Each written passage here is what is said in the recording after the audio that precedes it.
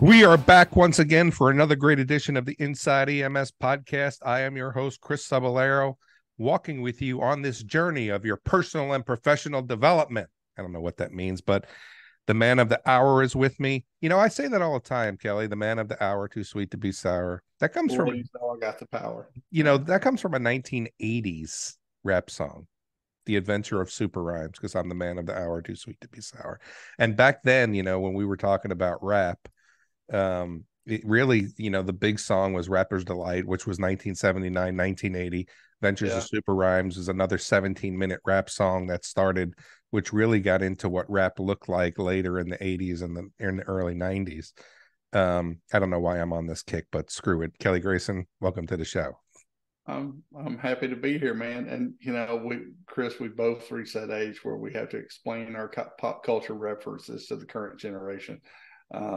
I frequently say in lectures now, it's like I'll say something and half the room will laugh and the other half looks befuddled, and I'll say, "Old folks, explain it to the young folks." That's right. Kids, ask your parents who Johnny and Roy were. That sort of thing. So no, but I think we do have to remember to think those things and qualify the things that we say sometimes, because we are talking about references. I made the comment the other day to someone, they had this weird hat on, and I said to them, does that come with a free bowl of soup? And unless you've watched the movie Caddyshack, which came out in 1980, you're not going to know that was a line that we used all the time from Caddyshack. It seemed that, the Gen X generation spoke in movie quotes. You and I could probably have a whole conversation. Oh, yes, we can. Speaking in movie quotes, right? But anyway, I let's got my not. girlfriend through movie quotes. Saying "You've lost that loving feeling" in a hotel bar, and it's a big sausage fest, nothing but guys in there, and the entire bar joined in, and that's how I got Nancy to go out with me for the first time. But did you do that? Yes, I did that. Holy crap! Me, Norm Rooker, Ray Barishansky, Jason Dush, Dan Glick, Ron Duckworth. A bunch of us were in a hotel bar at the murderer's row of EMS right there. Yeah. And there were two females in the bar, Nancy McGee and Allison Bloom. Bloom. Yeah. Allison Bloom. And I'm sitting next to Nancy, and I finally learned her first name so I can actually address her formally. And we're trading Top Gun quotes. And we're going back and forth with Top Gun quotes. And I finally turned to her and I said, "Y'all remember this one?" And I started singing "You've Lost That Loving Feeling." And the entire hotel bar joined in. And it was epic. And when it ended, I said, "Will you go to dinner with me?" And she said, "Yes." And she's been regretting that ever since. Well, me too, man. I mean, I said, "Do you want to do a podcast with me?" And I mean, Jesus, it just never gets any better. But anyway. All right. So what are we talking about today, Kelly? We're gonna let you set it up. And I'm picking on you, not picking on you, but because I hear these words from you very often. But in past podcasts, you've shown us what that looked like. It's where the rubber meets the road. Can you lead by buzzwords? And everyone says, we need better employee engagement. We need empowerment. You need emotional intelligence to be an effective leader, but no one, with the exception of you and a few others, actually shows what that looks like. And this is something that Nancy and I were discussing the other day, where she was doing employee surveys for a consulting client, and so what do you want what do you want from your employer? What's missing in your employment? And they would say, like gratitude, thanks, promotions, this, that, and the other. And she said, but what does that look like to you? What does being grateful look like to you? And the answers were pretty damn informative.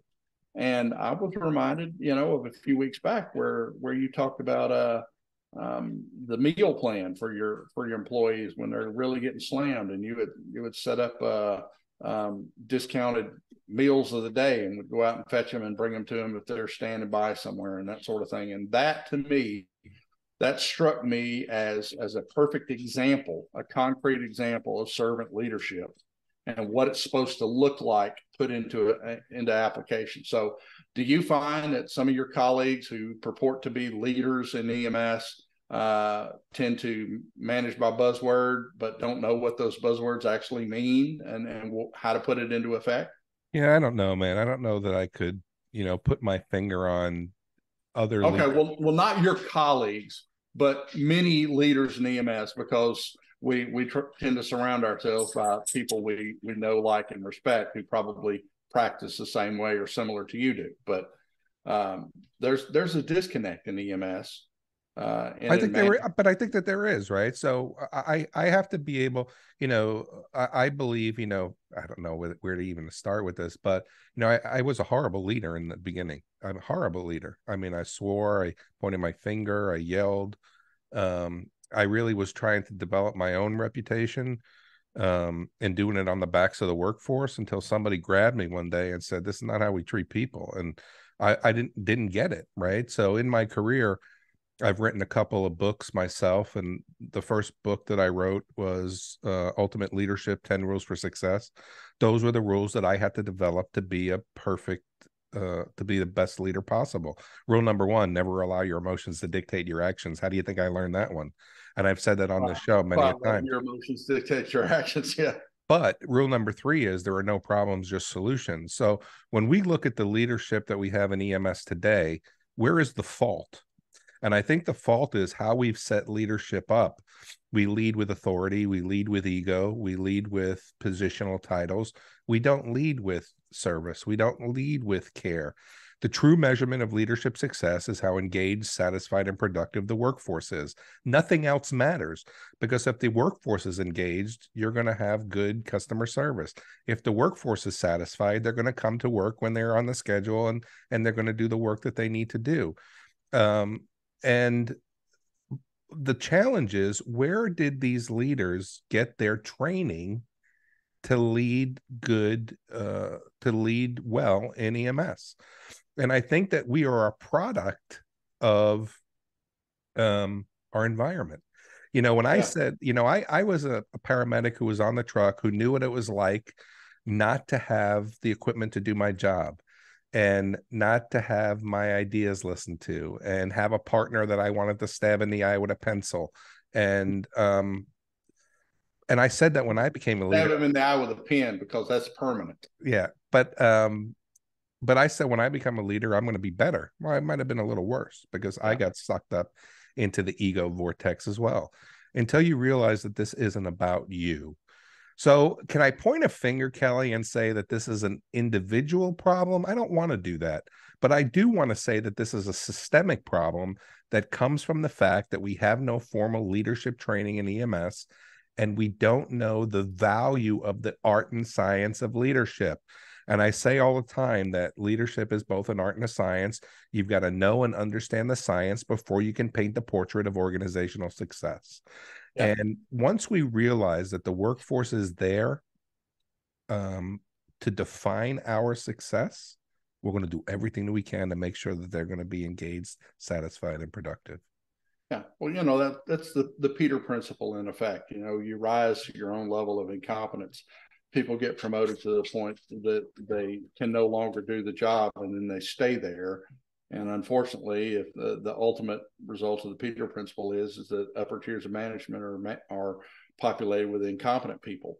But I think the problem is when they get to that area where they cannot rise above because they're not doing the job they have well enough, no one has given them the tools to do this new set of tasks.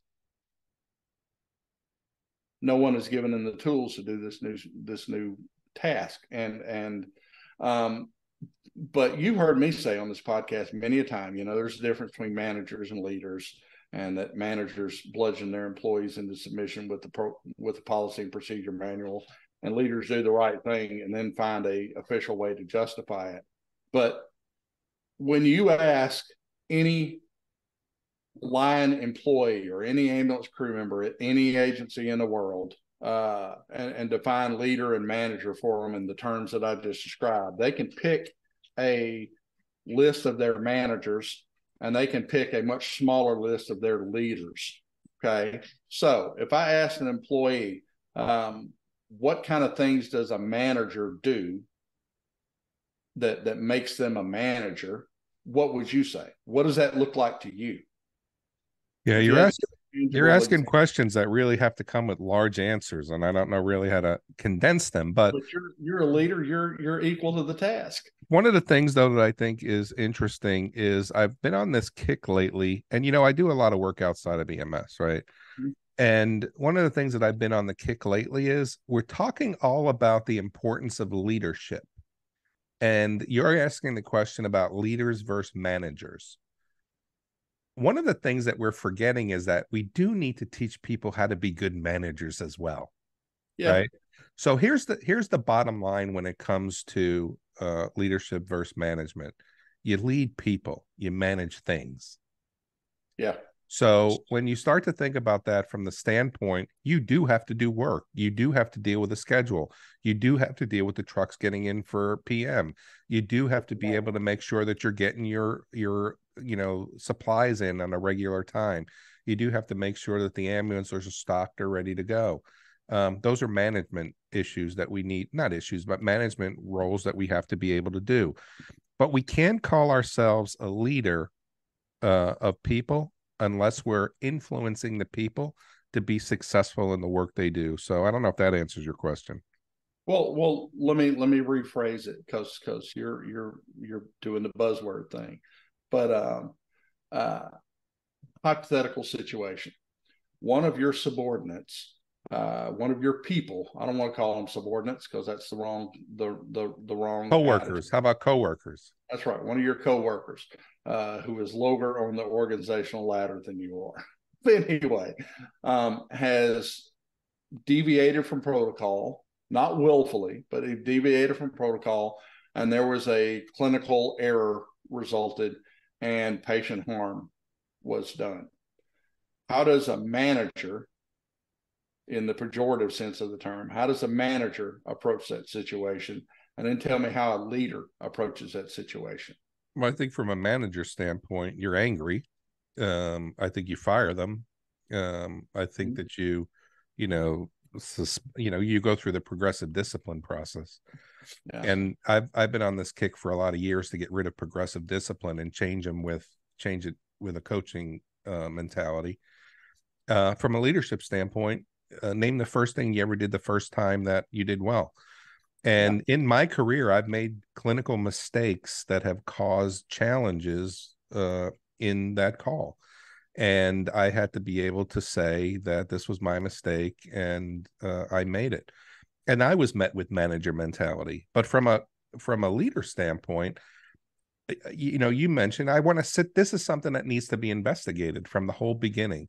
Now, I'm a leader who believes that if there's a problem that come up, I got a call from a patient, or in your scenario, I made a wrong decision, I look at the whole call from start to finish as well. Because if this part of the call was bad, this part of the call could have been bad. So I listened to the 911 call. I listened, see how the truck routed to the call, how long time on task, and all those things, because I want to be able to say I looked at it from start to finish. Then I want to be able to go through the coaching process to say, tell me what happened. Why did you make these decisions? What did you think was going on? Did you consider differential diagnosis? And then you finally get to the point of saying, how do you deal with this call again in the future? You have the same exact call tomorrow. Yeah. What do you do different? Right. And then you document that as a coaching and you have them sign it. And it's not progressive discipline. This is the conversation we had. This is what we came of this. This is how you're going to fix it. And this is the time frame you're going to do it in. Now, 3 weeks later, we're having to talk about the same coaching session. It may be time to end our professional relationship. Yeah, but I didn't fire you. It'd be time to manage. Yeah. You know what I mean? Maybe, I didn't fire you. You fired yourself because you promised me you were going to do this. You just didn't do it, right? And I think that what we forget as leaders, Kelly, is that how do we want to be dealt with, right? Yeah. I'm sure in your 30 years, 35 years, 60 years of EMS, however freaking old you are, you've made multiple mistakes, not on purpose. You just, I remember one time I grabbed the wrong medication. I was giving somebody atropine and I grabbed the lidocaine box and I wasn't paying attention. And I opened the box and I was getting ready and my partner grabbed my hand and said, "What are you giving?" And I was like, "Get off me." I'm like, "Giving atropine." He goes, "Check your box." And I looked over at the box and it was lidocaine. But holy crap, I was minutes away from giving, seconds away from giving this 90-pound woman 100 milligrams of lidocaine, which Yeah. probably would have killed her. Yeah. I had a very similar one. I pulled out what I thought was a vial of Zofran, green label, 2 milliliter vial, and was preparing to draw it up. I'd broken the seal on it. And my partner, who was an EMT, and thank God my partner was an EMT as well. Yeah, who said, "Whoa, check that," and we're back to the 6 rights of drug administration and medication cross-check they teach from the first part of pharmacology in EMT school. And I had picked up dopamine. Oh, now imagine if I'm going to inject IV push 400 milligrams of dopamine in my patient, I would have killed them. Yeah. I would have killed them. But the difference in management and leadership style and that sort of thing, and it's part and parcel of our just culture at that agency, is a manager would go, "Dumbass, well, don't you know to check? They teach that in EMT school. Good thing you had a partner to bail your stupid butt out." That's a manager. A leader goes, "Well, thank God the system worked, but let's see if we can make the system work better." I think we need to relay out our drug boxes so that dopamine and Zofran are not next to each other in the drug pouches. Right. And that's how that situation was handled in the future, trying to make sure that the problem didn't occur again and that someone else didn't fall victim to that. Yeah. So, I think that really what it comes down to is, I mean, I could go off on so many freaking tangents when it comes to, being a good leader. But one of the things that I believe is this, and I think that it has to be able to come down to your belief. Again, I was a paramedic who sat in the truck and knew what it was like not to have the equipment, not to have my ideas listened to, and so on and so forth. How do you make and I thought of it this way, how do I make my time in the truck easier? And that's what you're doing for your workforce, right? You talked about the meals thing. I didn't deliver the meals anywhere. They just decided to call the restaurant. "Can I get the meal of the day? This is Chris over at blah, blah, blah," and get a $7 meal of protein, something and something. But, when people aren't eating and they have to eat fast food and they're worried about their weight and blah, blah, blah, what do you do as a leader? Well, it's the same thing with the concept of clinical challenges, right, Kelly? So what's the number one call that gives a paramedic and EMT the most trepidation? What's the answer? Pediatrics. Okay, now if we know that, the first thing that I say to the EMT and paramedic is, what are you doing to make that a strength? But number 2 is, if I'm not doing anything as a leader, I'm culpable because if I know that, I'm culpable when a mother hands you a 3-month-old that's in cardiac arrest and you don't feel comfortable with that arrest, right? So I can't blame the employee anymore. Every single person in EMS will tell you that the pediatric call gives the provider the most trepidation. If you know that as a leader, well, first off, if you know that as a clinician, what are you doing to make it a strength? It's your responsibility to strengthen your weaknesses. But number 2 is, as a leader, what am I doing to help them develop that as a strength? And that's what leadership is all about. Yeah. Well, that's good thoughts, man. Good thoughts. We'd like to hear our listeners and viewers' thoughts. So what's the difference between a manager and a leader to you?